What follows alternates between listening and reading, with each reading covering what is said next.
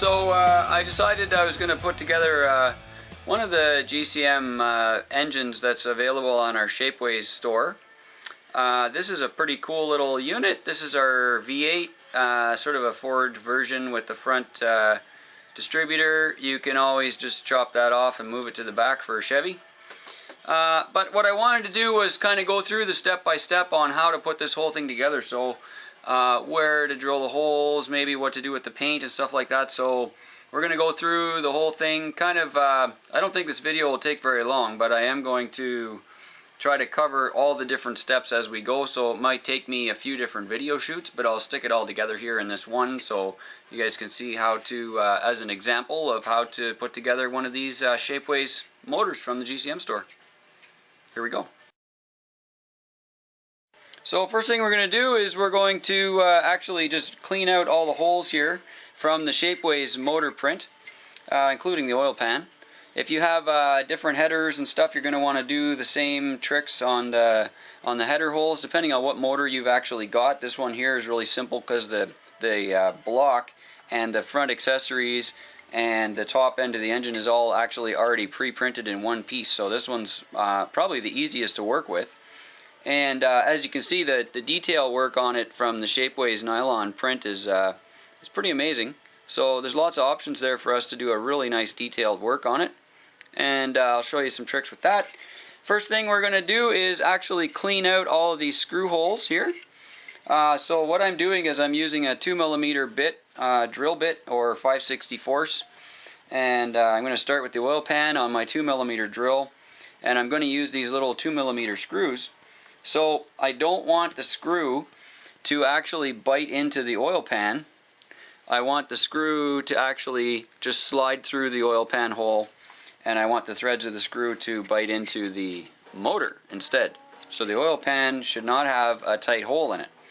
Now, the reason you have to drill these out is because, as you can see, after you drill them out, the edges of the holes are very thin, and Shapeways will not let you print something this thin under 0.7mm, and right now it is less than 0.7mm. So we make the holes smaller on the print, and then you just drill it out with your 5/64 or 2mm drill, and very easy. You just have to stick it into the printed hole and actually just let it go through so that you're clearing out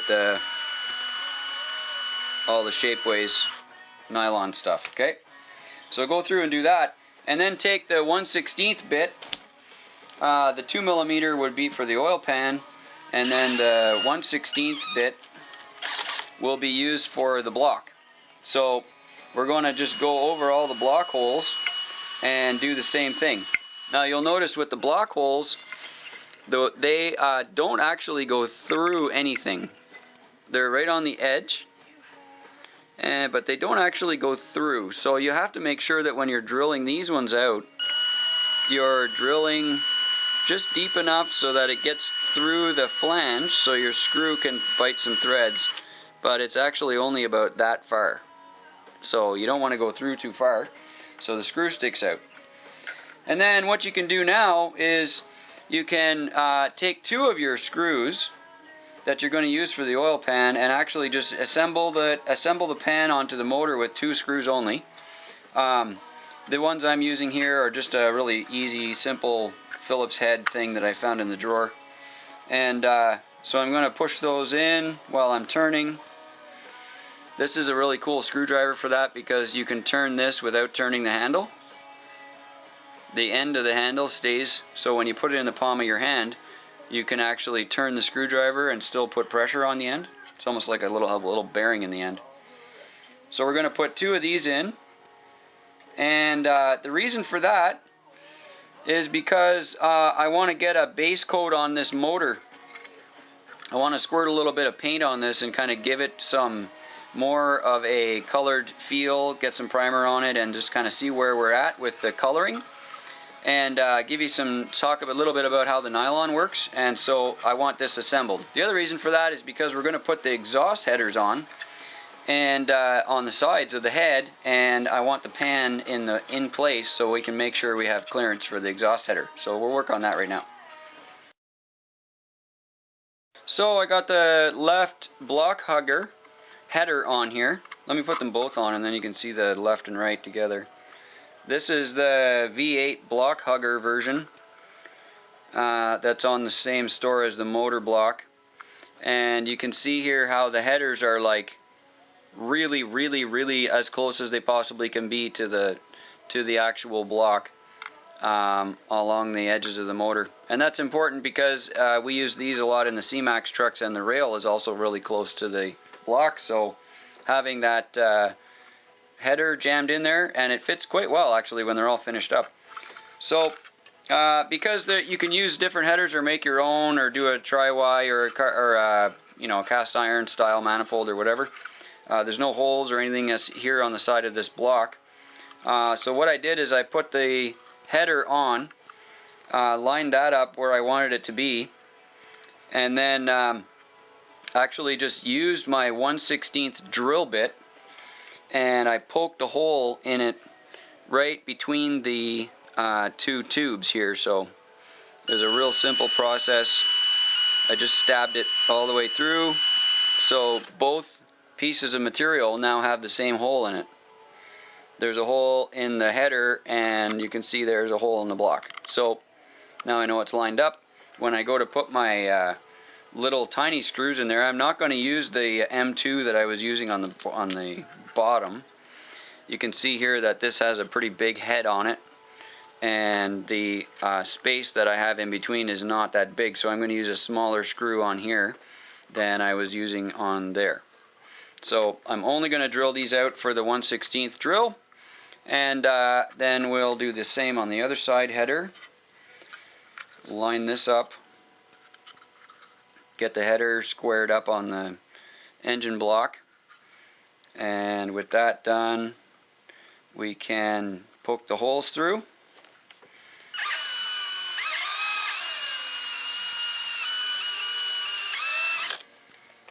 You'll find you might have to push a little bit to get this drill through the nylon here, especially in the head section, because the material is fairly thick. There's lots of thread bite on this.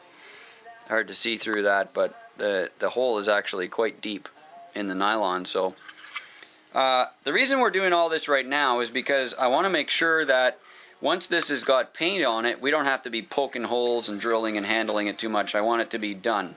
So all we have to do is paint up the components and then bolt them on, and we're good to go. So I think at this point I have a couple of things I'm going to do here.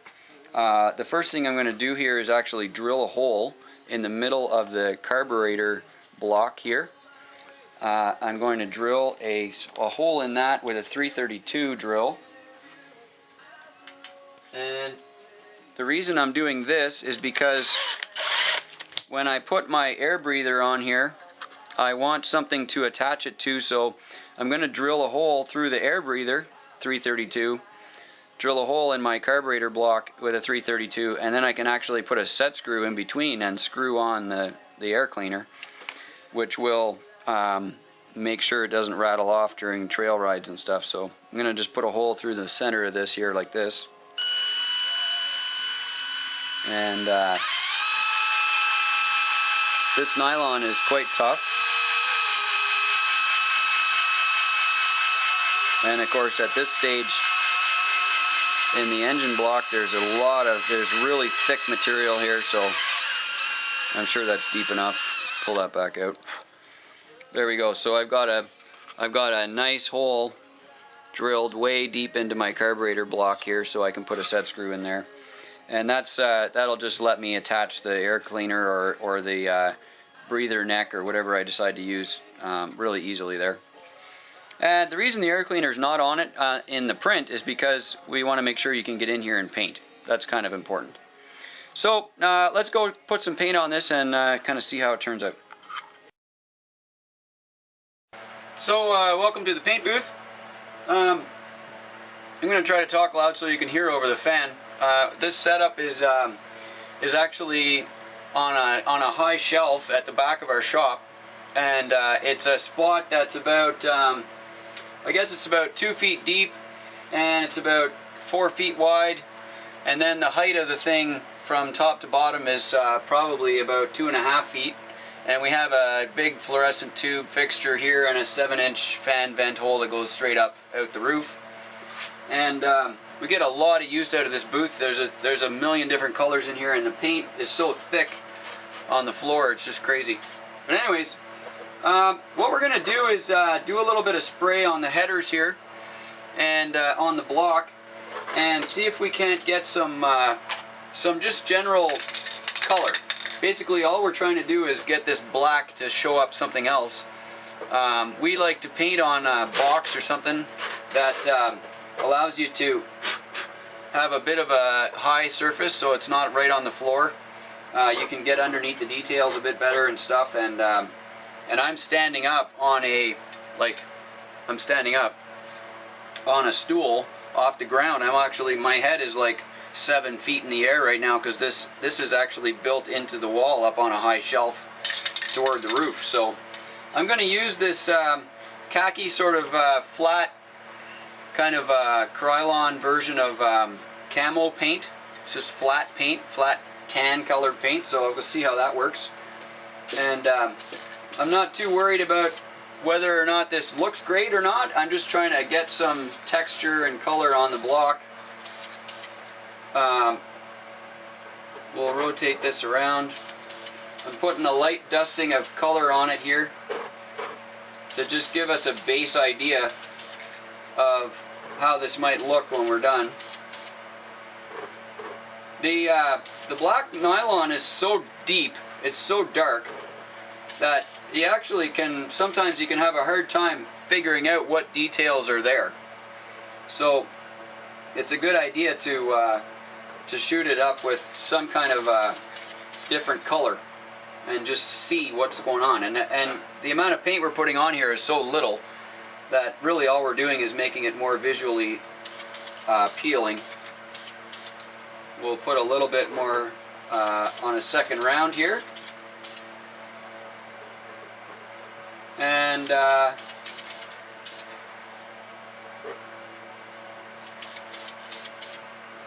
keep a little bit on the accessories, and we'll call that a day. So there's the block, and the cool thing about having it on this little cardboard box is now I can move this somewhere else and start on a different part. I'm going to use a different box here now for the headers. Make sure it's tidy it up, and get started on the headers. And I think on the headers I'm going to actually paint them with the same base, this same flat brown, and then of course these are white, so that'll show up a completely different tone. And then we'll start working on getting some more metallic sort of colors on that. I got to try to find some silverish, kind of metalish paint for that. These are actually kind of hard to hold, so I took a second just to drill another 332 hole in the bottom of the header in the collector end, and then I put in these big giant long screws so I could actually hold them. And that should make it a lot easier for paint. So you can see right away that these things just become something immediately different when you put some color on them. That's so cool. It's so much more visible now. We'll give this one a shot of paint here.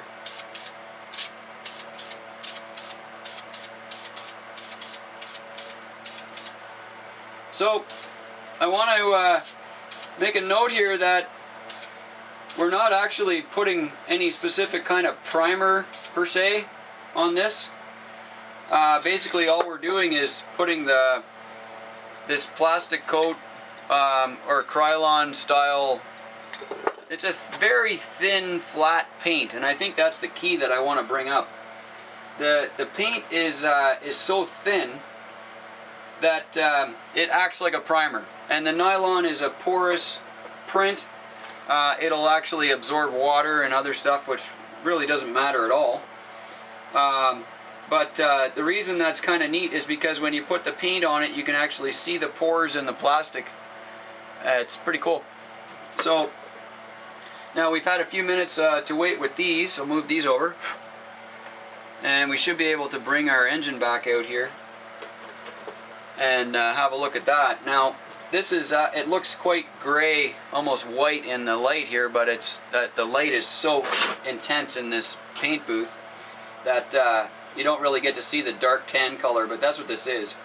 So my suggestion now would be that if you want to add color onto it, you should probably experiment with something like whatever kind of light colors you've got. I happen to have a Tamiya blue here, so I'm going to shoot a little bit of Tamiya blue paint on this and kind of see how it turns out, just because I want to try it. This is a pretty old can, but it seems to still squirt, so that's taking paint like instantly, which is pretty good. The can is horrible, but I think we're going to end up with a really nice color. The can quality is horrible here. Wow, this is an old can of paint. So we're getting a nice blue paint. Hopefully we have enough in this can to finish the motor. I'm going to go back to the head here.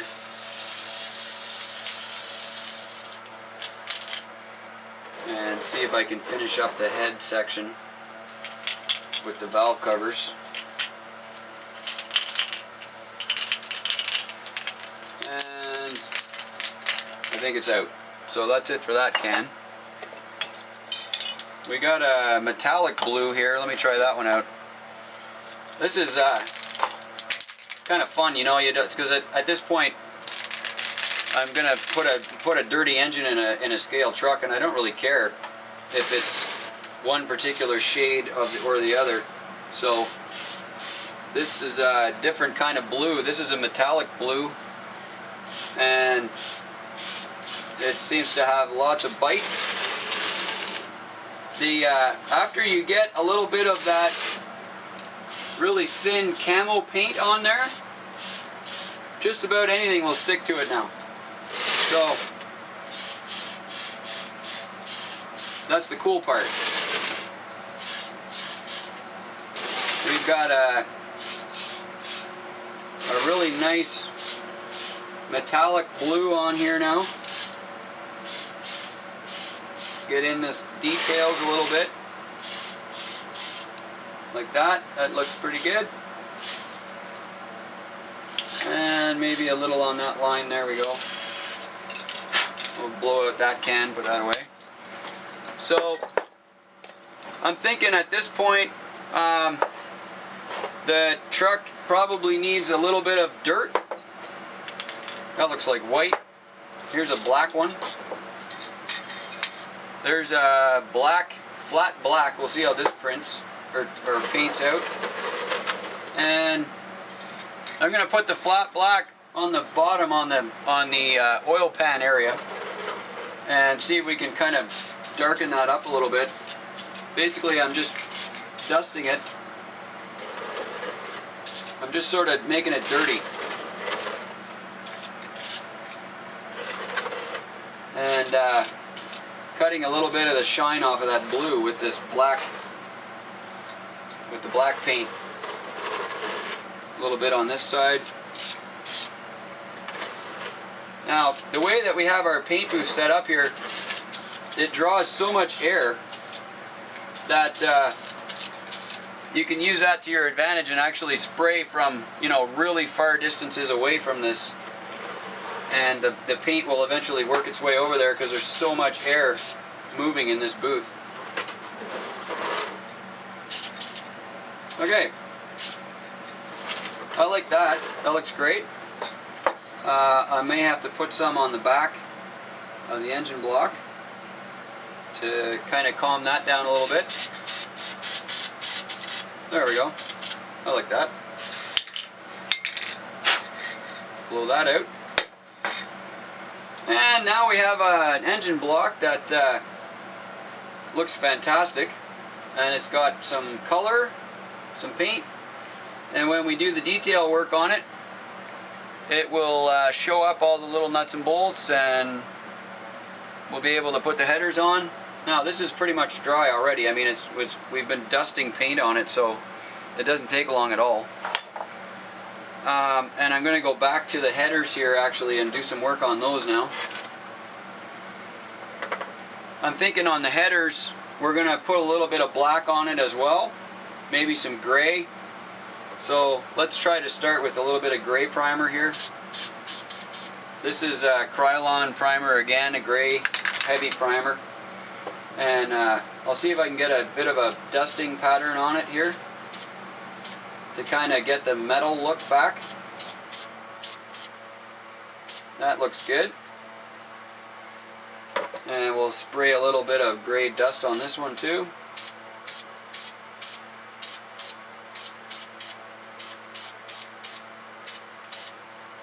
There we go.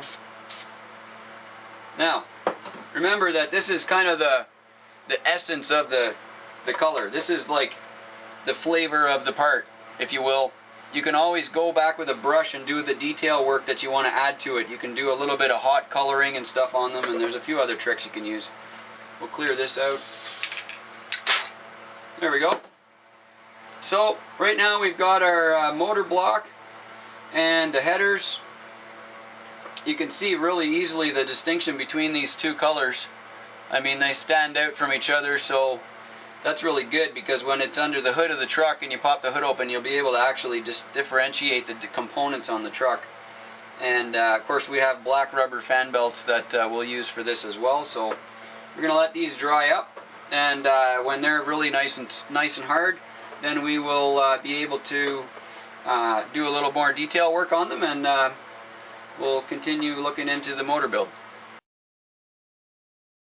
So I made a bunch of progress here. I went ahead and painted up the valve covers. I did the alternator paint here.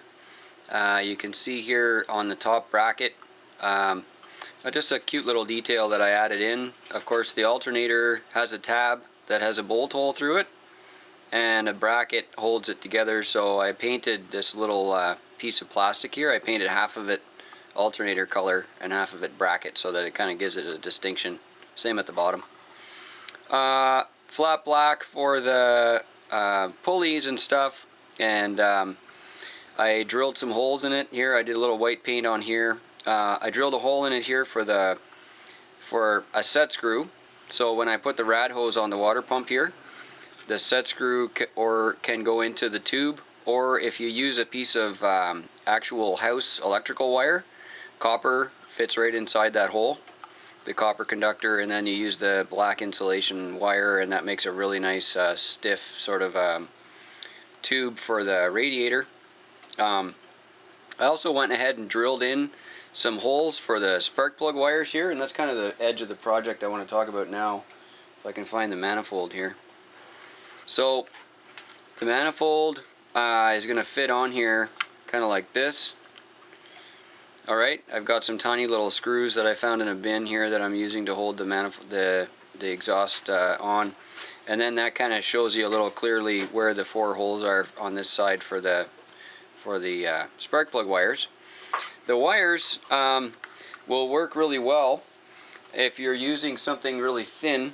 This wire that I like to use here is actually a piece of 1 strand from a Cat 5 cable.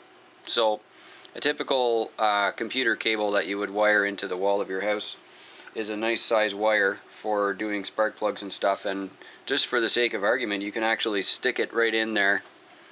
You can just stick it right in the spark plug hole. You don't actually have to have a cap or anything on it, because by the time this is underneath there in the engine bay, all that's really going to matter is that you get the wire over to the distributor, and then you got spark plug wires. So that's the compromise I'm going to make on these. Now I want to talk to you about the distributor. Obviously there's already the 8 plug captures on here, so we have a couple options. But one of the things that we could do on this is actually put the wire on top with the little tiny piece of heat shrink in between to actually connect them. But that's going to be really hard to do, because there's very little material here sticking up on the distributor top. So what I'm actually going to do instead is I'm going to chop off basically all of these marks on the distributor, and then I'm going to re-drill the holes so that I can put the wire right into the distributor cap, and then you can seal it off with a little bit of glue or something to hold them in and make it look like there's a cap on it. So that's what I'm going to do right now. I'm just going to chop these off, and being nylon, this is really easy to do. The material is strong enough to hold its shape, but not very much can stand up to a proper knife. So I'm going to shave these down pretty much as low as I possibly can without getting rid of the positioning, because obviously the little white dot that's left over will help me drill the holes in an even pattern. So I'm going to trim this off, and then I'm going to use something called a center drill to poke a hole in there. So there we go, pretty simple, and they're somewhat flat. So the tool I want to use to drill these is called a center drill. Here's a bigger version of it, and I'll just highlight this in the video so you guys can see what the tool actually looks like. You can buy these at just about any place that does machine hardware supply. A center drill is a really common thing for woodworking. It's very common that you can drill steel with these. High-speed steel is the material that this is made out of, and they come in number sizes. So this one is a number 2, for instance, which has about a 3/32 tip on it, and then almost 3/16, sort of a 5mm shank size, with a countersink on it as well.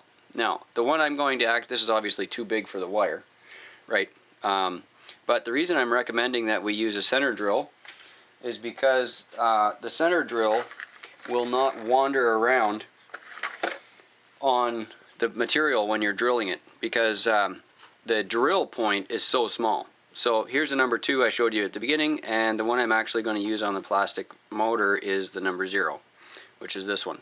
This is, let me check here. Yeah, this is the number 0.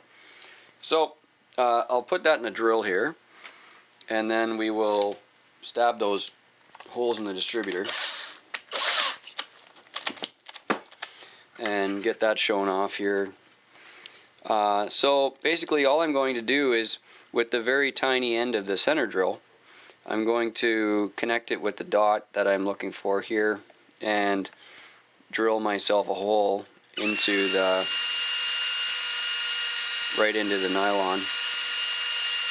Keep in mind the nylon itself is solid, so you can see that little tiny hole that's in there now. And the wire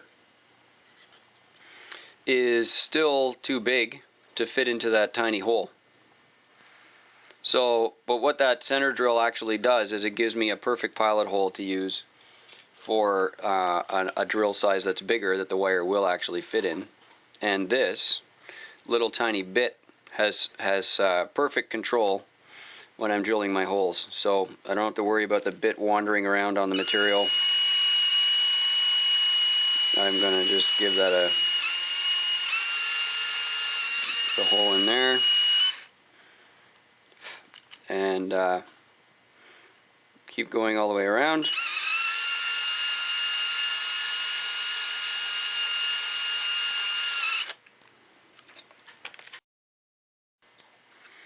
So I finished up drilling these pilot holes with the center drill.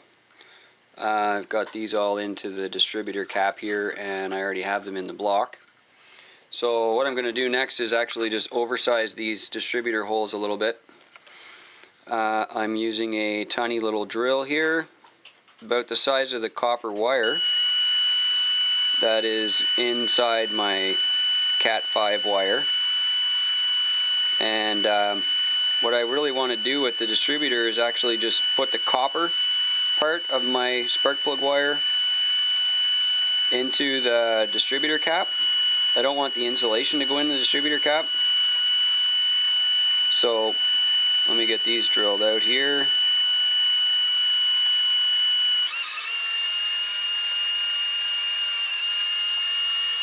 There's some merits in taking your time drilling these small little holes, because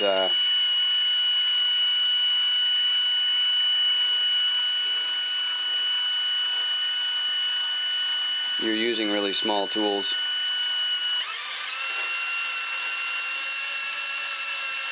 Gives you a little more control.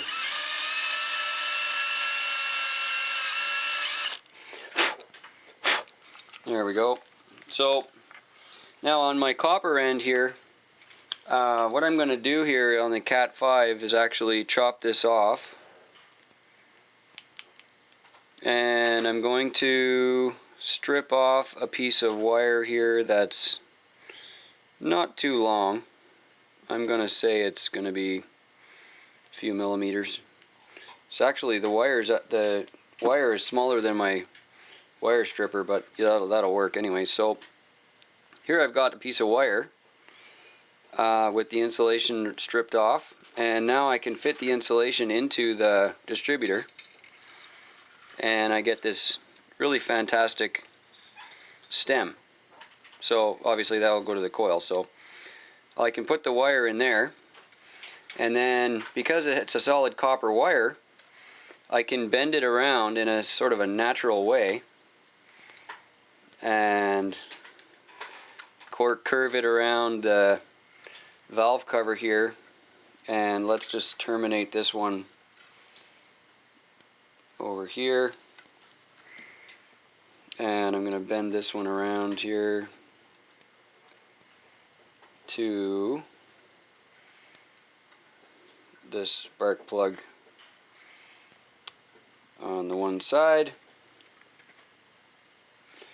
and I've already got the hole drilled in the block there, so I'm just going to stab that right into the block, and there we go. So that will pretty much stay there on its own. There's a couple of cool things now I'll tell you about. If you put a drop of CA on the end of this copper at the distributor, then it will just stay in there forever. You can stab it in there, that'll bond right into the nylon in the typical crazy glue speed, and that will stay there. And then on the block, you can either do the same trick on the block, which is less clean, I'll be honest, it's less clean, or because of the way the holes are drilled, you can actually see it on the inside. So you can just put a little bit of CA on a brush and go along the inside and brush all of the holes on the inside here, and that will lock them in place. You can see them inside the head. So a couple options there, and that will get your wiring on. You can also use the same technology here, the same little hole, the same kind of copper wire, it's really quite simple. You can use the same thing with a different color wire out of the Cat 5 cable. There's I think 6 or 8 different colors. Some of them are stripy, some of them are solids. And so I would pick the blue in my case for the Ford ignition wires. I'm going to use another blue one for the coil pack, which will go right here, the ignition coil. And then I'm going to use the silver one that's in that wire loom to do my throttle cable over to the firewall. I'll use maybe a silver one with some painted on gold paint, and I'll use that for my fuel line to run down to the fuel pump. So there's a couple of simple things you can do to get that going. And then the last thing I want to talk about with the engine paint right now is actually making use of this silver Sharpie marker. So there's, as you can see on the motor detail, there's a lot of little tiny bolts on the front, and getting in there with a brush is actually a pain, honestly. So I recommend you guys make use of this Sharpie marker. Now this one is actually silver. This marker actually smells like paint. It's not gray. The gray one does not work.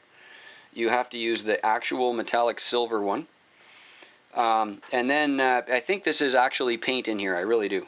And all you got to do is just touch it on to the head of the bolt, and it makes this really, really crisp bolt detail. We'll go around and do this one here now, and I'm using the side of the marker, and you just touch it and you get a really, really nice silver headed bolt right just like that. And the paint pretty much just flows right out of this pen. It's really weird.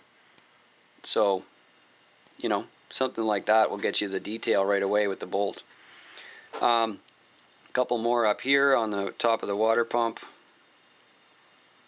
I'll get a little detail on these.